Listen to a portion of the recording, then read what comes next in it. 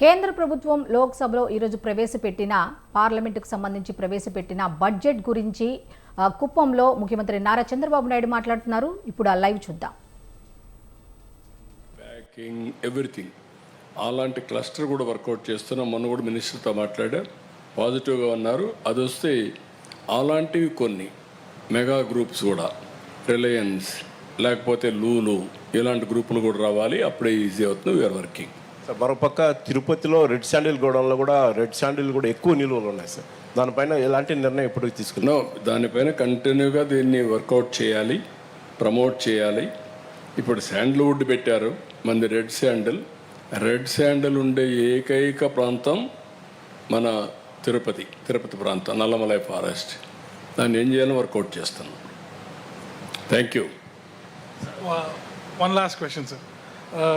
Current burning issue is the Tirupati Laddu issue that's happening in the state. And EO Anil Singhal garni transfer chesaru.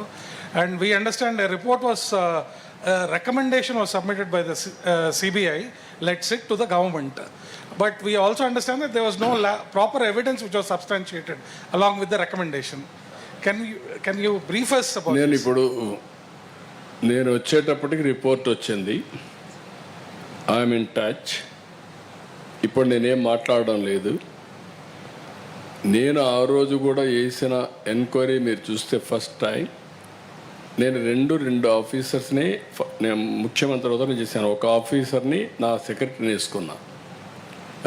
నేను ఏదైతే 5 సంవత్సరాలు చెప్పానో తిరుపతి పవిత్రతని కాపాడడానికి, ప్రక్షాళన దిశగా ముందుకు పోవడానికి, మళ్ళీ తిరుపతికి పూర్వ వైభవం తేవడానికి ఫస్ట్ ఆఫీసర్ నేను పంపించింది మనం అప్పట్లో శ్యామలరావుని పంపించాను. అయితే ఇక్కడికి వచ్చే కొద్దికి ఆ శ్యామలరావు పోయిన తర్వాత అన్ని ప్రక్షాళన చేసే దిశలో సబ్స్టాండ్ ఉంది అనే ఉద్దేశంతో ఒక రిపోర్టు అడిగాడు, ఎన్డీడీబీని అడిగాడు. ఎన్డీడీబీ రిపోర్ట్ కూడా వచ్చిన తర్వాత నేను మాట్లాడాను. ఇది అనిమల్ ఫ్యాట్ ఉంది, ఇలాంటి కూడా దుర్మార్గాలు చేశారు, అడల్టరేషన్ అని చెప్పాను. చెప్పిన తర్వాత గింజుకున్నారు, నానా యాగి చేశారు, దాన్ని సుప్రీంకోర్టు తీసుకుని అన్నీ చేశారు. ఇప్పుడేం మాట్లాడుతున్నారు అంటే, ఒక అడ్మినిస్ట్రేటర్గా నేను దీని మీద యాక్షన్ తీసుకునేదానికి ఒక సిట్ వేస్తే టుడే నేను అపాలజీ చెప్పాలనే పరిస్థితికి వచ్చారు. అంటే వాళ్ళ యొక్క బిహేవియర్ ఎట్టుంటుందో ఒక ఎగ్జాంపుల్ మాత్రం ఇది. నేను పవిత్రతను కాపాడాలి.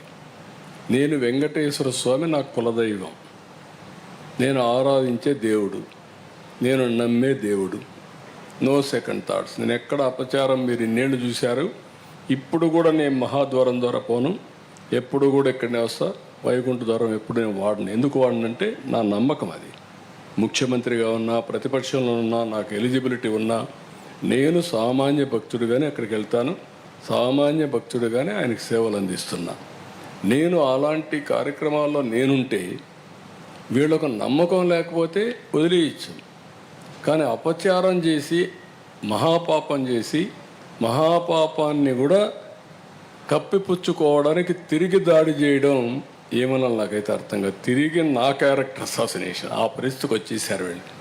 ఇది కరెక్ట్ కాదు. ఏదైనా సరే నేను, ఎందుకంటే వెంకటేశ్వర స్వామిని వీళ్ళు బజార్కి ఏడవాలనుకున్నారు, నాకు ఏడవాలని లేదు. ఆయన పవిత్రత నేను నమ్మేది. కలియుగ దేవుడు వెంకటేశ్వర స్వామి. వెంకటేశ్వర స్వామికి పవర్స్ ఉన్నాయి. ఆయన్ని కాపాడుకోవడమే కాకుండా మనల్ని కూడా కాపాడుతాడు.